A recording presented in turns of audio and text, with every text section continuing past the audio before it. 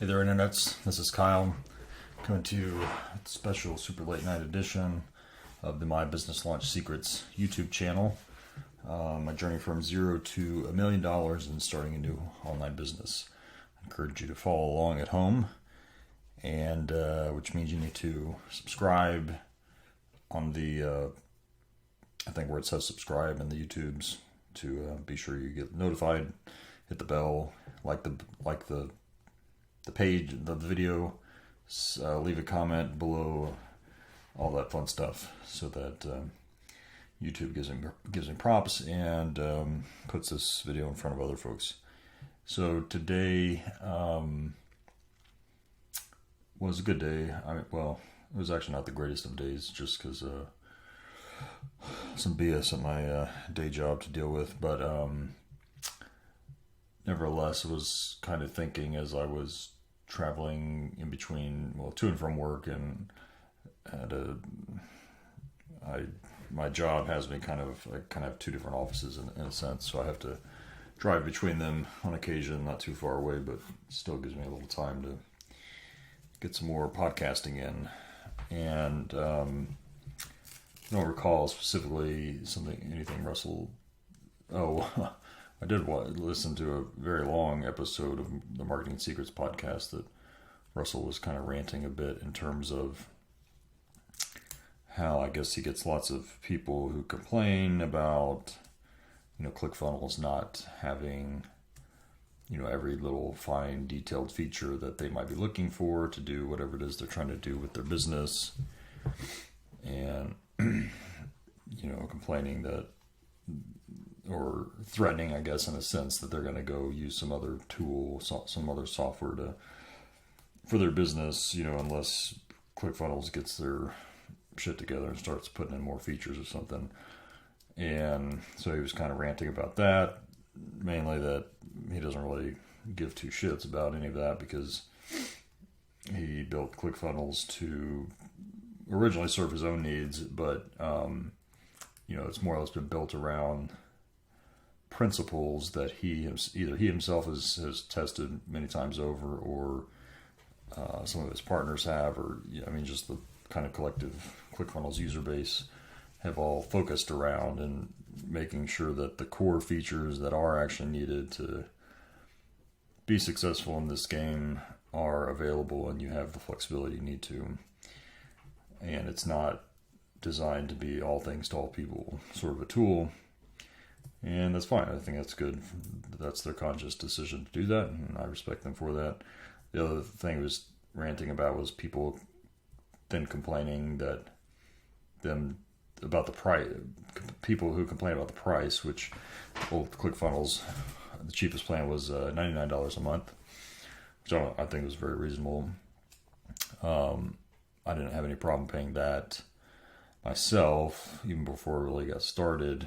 The next level up is a jump up to $297 a month, which, if you're just starting out, you don't really have it, you're making the $0, then forking out $300 a month for, this tool might hurt a little bit.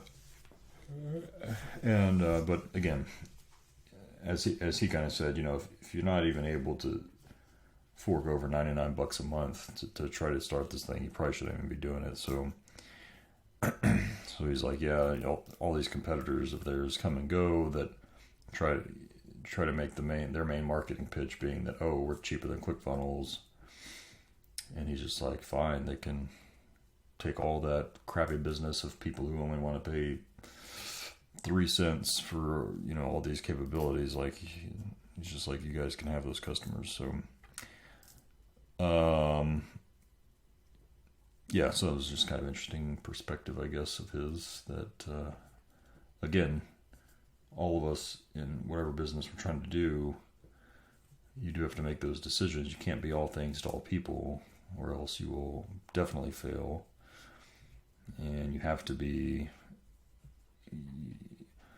focused around who your ideal customer is.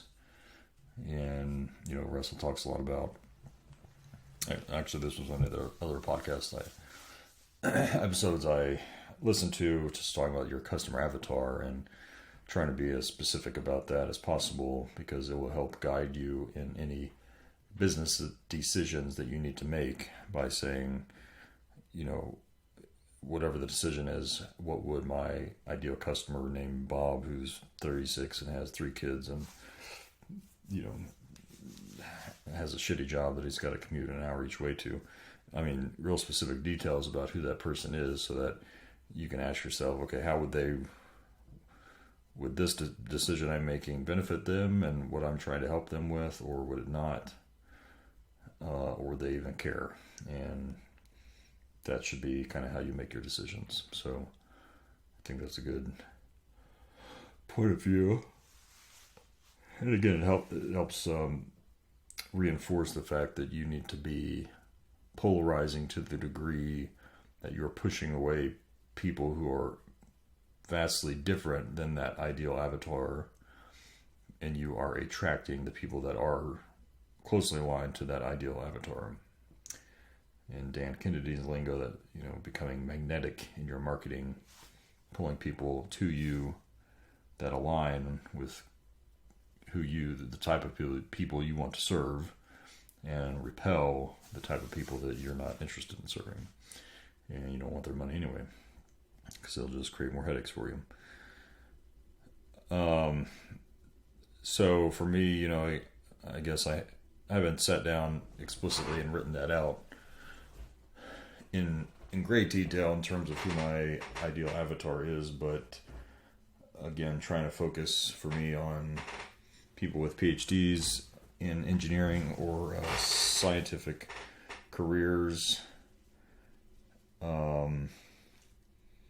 people that are likely already employed and have been employed for 5 to 10 years after they got their PhD, and that are ideally looking for somewhat of a change and need some support to help guide the next step in their career.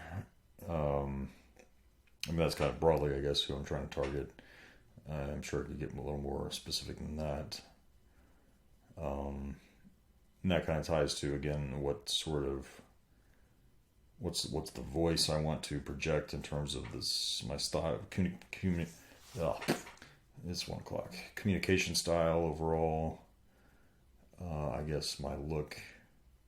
Should I wear a hat with a Texas flag? Because that might alone piss some people off, I guess. I don't know. And maybe that's what I want. I don't know. So, that's something to think about. I was, though, also just thinking more about,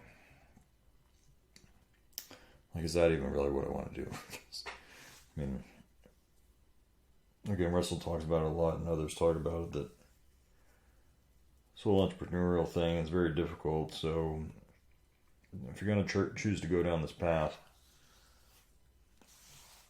be damn sure that what you're setting yourself up to do and sell is something that you're really truly passionate about. And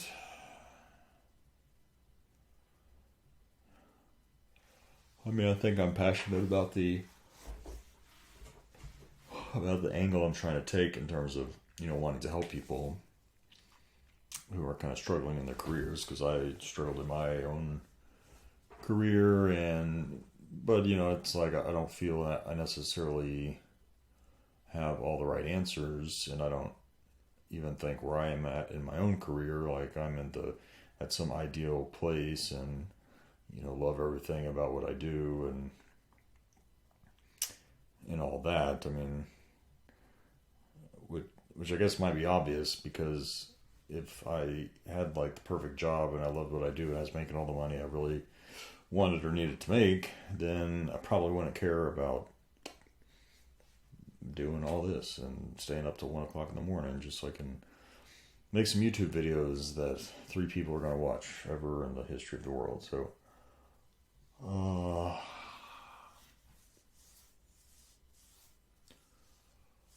because I guess it's because I've had some other ideas of things that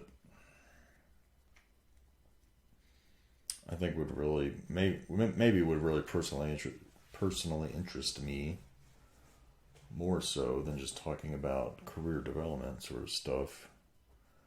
But it would be like real stupid things that I don't even know how I would exactly monetize it immediately, aside from they're kind of YouTube related. So if I got some viral videos and started getting that sweet YouTube ad revenue, then maybe I could live off that one day. But and really both of the ideas I had kind of stemmed from the fact that and again, it's not just YouTube, it's like Facebook too. I mean, there's definitely like true viral videos out there that, I mean, just get like massive, tens of millions of views. Like, Mr. Beast is I guess, one of the best in that regards, and makes videos that are entertaining for a very wide audience, and so that's good. But then there's also these videos, like whole genre of videos basically that could be something totally stupid for, a regular adult person, but for kids, they're like addicting. And there's like these kind of kids that have these channels just like unboxing toys or unwrapping candy or unwrapping surprise egg things, and those videos get like tens of millions of views because, of course, they're being watched by like 3-year-olds that are just like repeat. It's like on an endless loop probably. But I mean, YouTube doesn't care. All YouTube cares about is that they're watching them and they can flash their advertisements in front of these kids, right? And they can make money off of it. Thereby, the people that are creating those videos can also make money back from YouTube. So, I mean, I haven't thought about that because my older daughter, who's 13 now, like, she was really into those videos when she was young, and so that was 10 years ago, let's say, or something. And I mean, I almost thought like, geez, I should do this myself. I mean, because it's just so ridiculous how many views those types of videos get. And even though it'd probably be like boring as hell, I mean, if you're making like millions of bucks in ad revenue off that sort of thing, I mean, can you really complain? It's not like hard work by any means. But anyway, I don't want to do that, but I had thought about some other ideas I do like, again, working with my hands and, working around my house, and thought, is there a way to like, record short videos, how-to videos on doing stuff around my house, which, I mean, there's a lot of those kind of videos already on YouTube. I mean, they like get some traction, but I don't think they're like super popular because obviously they're just made for people that are interested in needing to replace their toilet or whatever the thing is, which unfortunately, actually a lot of people don't like to do that kind of work themselves. So I don't think, that's one of those areas that's like would be hugely popular, again, in the tens of millions of views kind of realm. So, but a different thing I thought about was like, and again, there's already people that do this on the tubes already, but doing like kind of not science projects, but I don't know, engineering little projects, building some little widget that does something, and maybe being able to explain, since I'm an engineer, like kind of how it works, and there would just be kind of like short educational videos, like not super in depth. So they'd be made for, any John Doe off the street could watch it and like pick up the concept and, look at whatever the widget is and think, oh, that's kind of neat, cool, interesting. And they could learn a little tidbit and move on with their day, but maybe they share it and then their friend shares that and share. And that's how you start racking up major views. Because it's still just entertainment, but it's just a little more educational type of entertainment, I guess. So I was thinking like, it's maybe And again, there are some engineering type channels like that I have seen some videos from that are very popular. I mean, they'll get millions, maybe not tens of millions, but millions of views. Actually, one of the guys that does one of those channels lives where I live in the same town, but in any case, I just thought, like, why don't I just do that? Like, that would be kind of fun, I think, and enjoyable. And then if I figured out a way to still drive people to a funnel to collect their information, so I don't know how many people do this when they're watching a YouTube video. Like, people actually click the links that you put in your description for your video, and how effective those are. I mean, I guess I do see them on a lot of videos, so they must be getting some sort of traffic that way.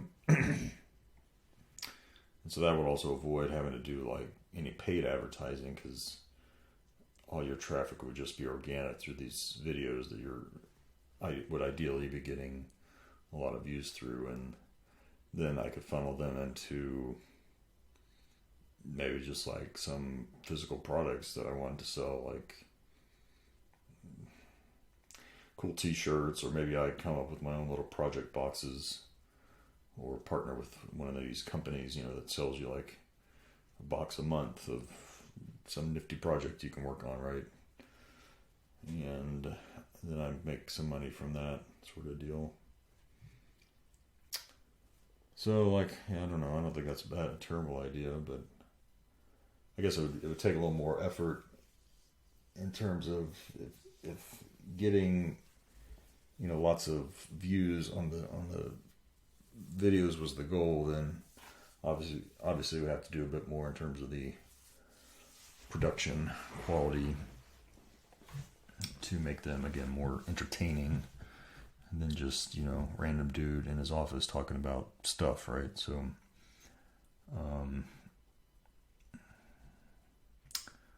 that is the slight downside, I guess, of that. Versus what I'm trying to do is more information marketing, which I'm just selling information. So I'm selling like my knowledge, which I'm just sharing one-to-one. And I don't have to be necessarily entertaining in doing so, because people are just watching to get the knowledge that I'm trying to spew into their brain sack, right? So it's a little bit different of a standard, I think, in terms of what you need to be putting out there. In any case, in the last couple minutes here, I'll just show you I did make some edits on one of my funnels, because I did get into funnel scripts earlier today and just started looking at one of the templates or builders or whatever they call it for your lead page or your squeeze page. And yeah, it's pretty nifty. Just fill in some blanks, some boxes, and it spits out like, hey, you should record a video and say exactly these words, and you should make this your headline, and you should it gives you the copy to put and all that. Excuse me. All that fun stuff. So I did that, and I just kind of revamped the whole page, really, because I thought, like, well, don't overcomplicate it, just make it straightforward. So I did record a video here. You're not going to be able to hear this, but I just sitting right here, we're looking, and followed the script again that I got out of Funnel Scripts, more or less. I tweaked a couple words here or there, but everything else you see is pretty much verbatim in terms of what their Funnel Scripts builder spat out, which looks like this here.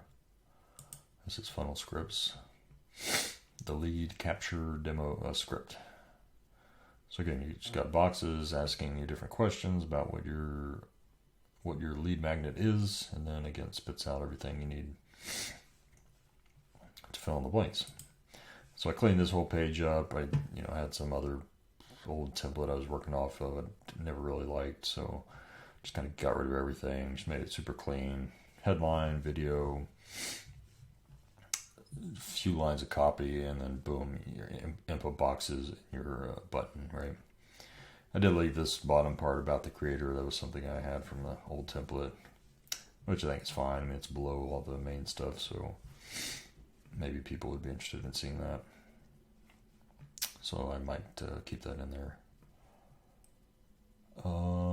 So I still need to work on the second page of this funnel, which is after they hit this, it should go to a thank you page, which I kind of allude to in the video that there's going to be something else being offered there. So still have to figure out where I want to push them to, if it's push them to just sign up for the newsletter or push them to some course, which I've pondered about again, if I want to maybe throw a course into the mix, something I could,